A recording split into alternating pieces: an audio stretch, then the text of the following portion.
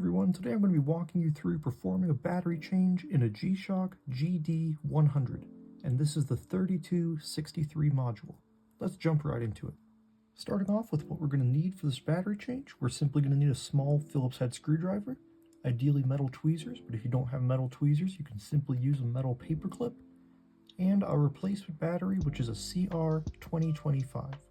For starters, I wanted to quickly note you do not have to remove these straps because they're not blocking the case back from coming off, but I'm going to go ahead and remove them real quick just so you guys can see what I'm doing a little bit easier. So our first step in this battery change is going to simply be to remove these 4 case back screws and set them aside for later.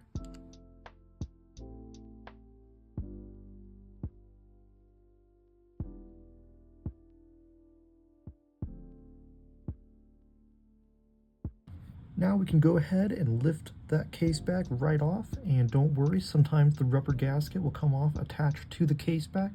We'll be able to put that back in place when we reassemble the watch. So now that we're inside the watch, the first thing we're going to want to do is simply lift out this little rubber bumper layer and set it aside.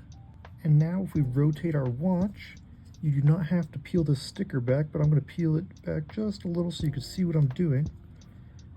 There's a little latch here, and this is where having our pointy metal tweezers or paper clip will come in handy. We want to go right in the center of that and pull out towards us, and we'll unlatch the battery housing. And usually this sticker will be stuck to the battery, so I'll just slide something right underneath to free it. Now we can pull out that old battery and get rid of it. And now we can come on in with our new battery, and I always suggest holding it by the sides if you don't have finger covers on so you don't accidentally short it. We're simply going to drop it right in place and press that latch down, and you'll feel it snap right in place. So now our new battery is installed. Now we're going to want to go ahead and perform our AC reset. This is where having those metal tweezers will come in handy, but if you're using a paper clip, you can simply bend it into an arch. You just want to have 2 metal points. We're going to look at our module right here where it says AC. There's an arrow pointing into this hole. There's a little gold panel at the bottom there. What we simply want to do is contact one end of our metal to that gold panel and the other end to the metal on our module and hold it there for about 2 seconds. And then just to ensure we've performed the reset correctly, I always like to hold a finger over this spring here so it doesn't accidentally fall out. That spring is important for the sound of your watch. I'll flip my watch over, and if we reset the module correctly, it should be counting up from 0 seconds. So it's been about 30 since I reset the module. So now we can begin to reassemble the watch. Our first step in reassembly is going to be to put that rubber layer that we took out back in place. As we can see, there's a hole here. This is where that spring is going to go through. And then there's a little hole here, and this is where this metal tab is going to go through. We simply want to line everything up, drop it right in place so that everything is properly protruding. And just in case your case back gasket came out when you were disassembling the watch, we'll go ahead and put it back in place.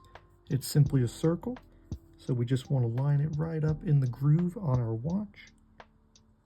We'll drop it right in place and then use tweezers or something just to make sure that it's perfectly seated in that groove, just like so. Now we're ready to reinstall our case back. So we want to remember that this metal tab here indicates the lower portion of our watch. We simply want to make sure that our Casio and G-Shock logos are properly oriented. So we're going to drop it right in the groove, and you'll feel it kind of fall right into its proper place. Now we simply are going to put our case back screws in. What I usually like to do is just hold a finger on that case back, drop my screws in, just get them started, and now all we need to do is snug them up. And remember, they don't need to be super tight, just snug is all we need.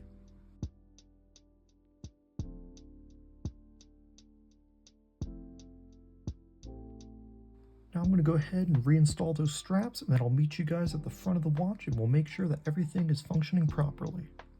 Well, that's all there is to it. As we can see, all of our modes cycle, our beep is audible, and our backlight works, so our watch is completely ready to wear again. Thank you guys so much for joining me in this quick battery changing tutorial. I really hope that it was clear and helpful. If you have any questions, please be sure to leave them down in the comments for me.